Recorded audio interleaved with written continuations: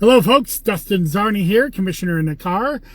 Today is Monday. It is November 25th. It's been about 10 days since I did a Commissioner in the Car, but I wanted to kind of start off the Thanksgiving week here with what we're doing at the Board of Elections this week.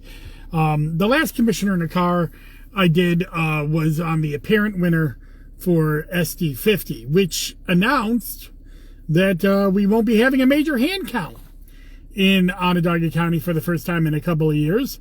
But I was a little too hasty because we will have some hand counts, just not an SD50, and I'll explain. So this week at the Onondaga County Board of Elections, hey, there goes, I lost my power there in my car for a second. This week at the Onondaga County Board of Elections, we are canvassing our write-in ballots, so to prepare for certification. So what we have done over the since Election Day, November 5th, in the last 20 days, is count and canvass all of our absentee and affidavit ballots, and that has already been done, and unofficial totals have been updated with the at our unofficial website at onvote.net. But now we have to canvass the write-in ballots. This is the last step going towards certification, which has to be done by Saturday for the 2024 general election. Now, what is certification? Well, certification is is actually who determines the winners of all the races. So the results that you see on election night, I always stress they're unofficial, and they're unofficial because we have yet to do the proper canvassing and routine inspection of all ballots, auditing, all of that happens after an election. And that usually takes, about 4 weeks to complete. And this Saturday is the deadline for us to legally be done with our certification and reporting our winners up to the board, to the state board of election, and then they can report it on to the federal government and state government and so on and so forth. So the first thing that has to be done is the counting of absentees and that come in after election day. Then we have to canvass and rule on all the affidavits. We talked about that last week or 10 days ago when I last did this car. So now we're in the final phase, and that is the canvassing and of the presidential and all write-ins for when people write in names at the bottom of the ballot, we actually have to account for each one of them, even though there's not enough for them to win. In most cases, hold on for that. We actually have to account for each name. Now, we do not count things like Mickey Mouse and other things. Those are invalid names. And for the presidential election, there are actually an official list of write-ins. So to canvass the write-ins and have votes cast towards a candidate, you have to have filed with the New York State Board of Elections to be an official write-in candidate. And that happened back in October, and only those people who filed for that race will get votes. All the other votes will go towards the invalid line. But in the other races, everybody who is a person living person in the United States could get votes, and do often. But there were two races this year, two odd races that are going to probably end up in a hand count because they are races that had no names on the ballot. This is not something that happens very often, but it does happen. So we had the East Syracuse Village Justice race and the Town of Spafford Justice race. In both of those cases, no one filed petitions, whether it be major party petitions or independent nominating petitions, to become an official candidate on the ballot this fall.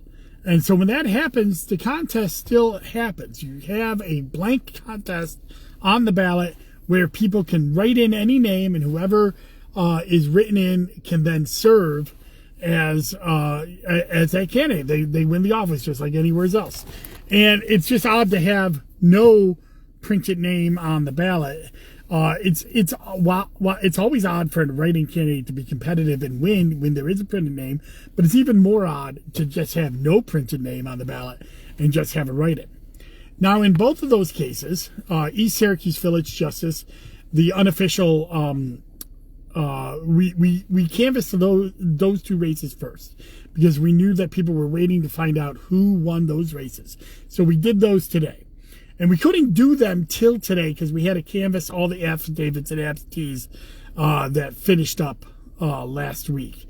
But because we did them today, we were able to tell the political subdivisions who the apparent winners are. Anthony Albanese in East Syracuse Village Justice and Jeffrey Prego for Town of Spafford Town Justice were the winners. They both had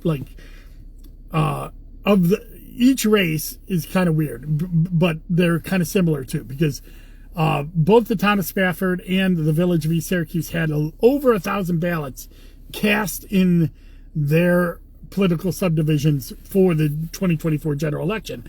But around 25 ballots actually had write-in names that people actually took the time to write in. So only 25 of the over 1,000 voters bothered to write in names for these races. And in both of those cases, while they are well beyond the second place vote getters, which are around 3 or 2 votes apiece, they are within the 20 vote limit that the hand count law calls for. And so we will have to hand count these races come after we get done with certification. So now you may be saying, well, that's not that big of a deal. It's just a couple dozen votes. You only have to hand count a couple dozen votes. You get that done in a lunch hour. And normally that would be true. However, do you remember I said that there was over 1,000 ballots in those races? And even though people did not cast a vote in those races, according to our machines, we still have to canvass those ballots. So we have to look at and account for over 1,000 blank ballots in each of those races. So it is not as simple as just counting the votes that were cast in the vase, because the hand count is there to find errors where a machine may have not picked up. And just because our machines say that there's no write-in in a contest doesn't mean that somebody didn't write something in, or maybe wrote it in somewhere else on the ballot where voter intent will come in. So we will go to a hand count this December. I thought I'd have a December without a hand count. Nope. We're going to have to. Now they're small. And even though it's 1,000 ballots, that's actually something we'll probably get through in a day for both races. So the timeline for hand counts are the same.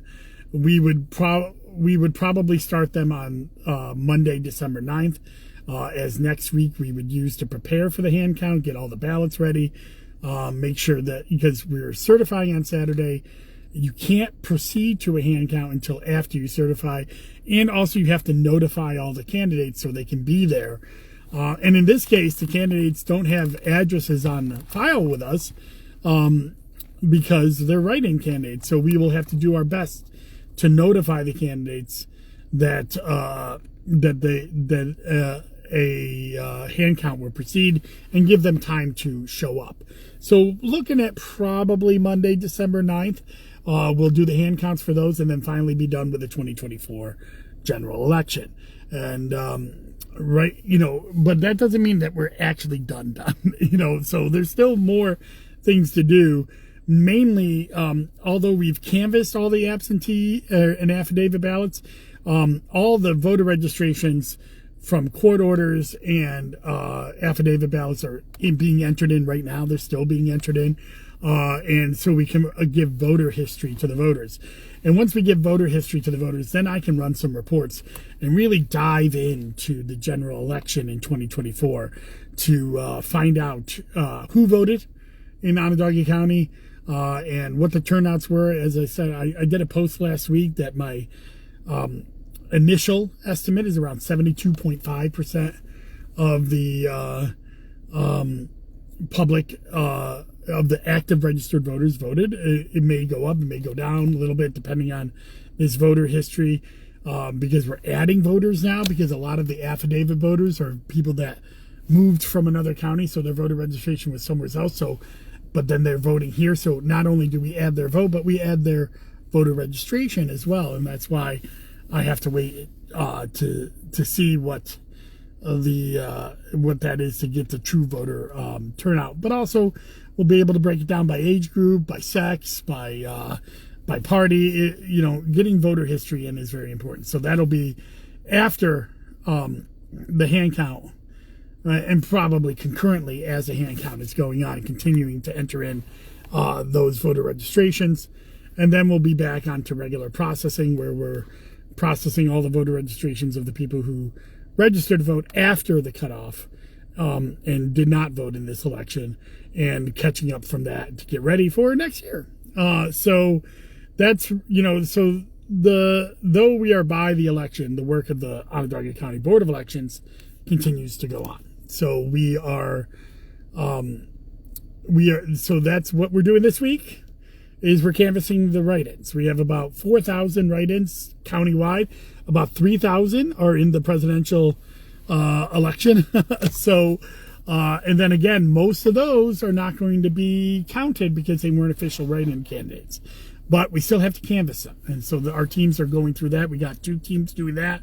We got the rest of our office working on the registrations for the affidavit ballots and court orders that are that came in on election day, and early voting. So that register, even though we've canvassed them, ruled on them, counted the ballots, we are now registering the voters as well. So they'll be in the system, and all the changes will be there for the next election.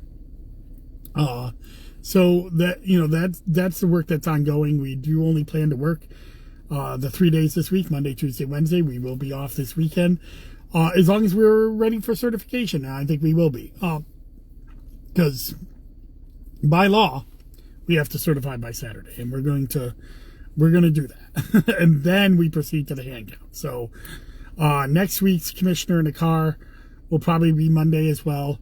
And we'll give you an update on the status of the hand counts and where we're going from there. I'm actually traveling to D.C. next week. I've been invited down to go to the bipartisan election summit, and I'm going on behalf of Issue 1, the Faces of Democracy group that I joined a couple years ago. It's a bipartisan group of election officials trying to make elections better. And I'm happy to go down there. Since we don't have a major hand count, I am doing it. I wouldn't be doing it if we had a hand count in SD50. The minor hand counts that we have in the town justice and East Syracuse Village judge justice will be ready for that the following week. So that's what's going on. I am still kind of in my limited podcasting and content time, because I'm still working on the election. I keep up with the commissioner in car to tell you what's going on at the Board of Elections, but the Zoom with Zarnies and weekly wonks are still on hold. I hope to bring those back in December. I'm still trying to figure out how I want to do those. Both of those came out of a response to the pandemic in 2020, to try to, and so did Commissioner in the car, to try to give information when information wasn't readily available. But I still plan on doing them. I think there's a value to doing both of those things. I'm just trying to figure out with my time whether what that value is, and whether I can do it justice. So I'm still trying to figure that out, and I hope to have an answer for that, sometime next week. But in the meantime, please have a wonderful Thanksgiving. Thank you very much, as always, for tuning in. So to recap, we are doing the write-ins this week. We plan on certifying Saturday. Next week, I'll talk about certification. And the proceeding to the hand counts for East Syracuse Village Justice and Town of Spafford Town Justice for the write-in only races that we canvassed today. And the apparent winners are Anthony Albanese for East Syracuse Village Justice and Jeffrey Prego for Town of Spafford Town Justice. So stay tuned. Always go to DustinZarni.com to get all your election news and content information. And I'll see you around. Thank you very much and enjoy your day. Bye-bye.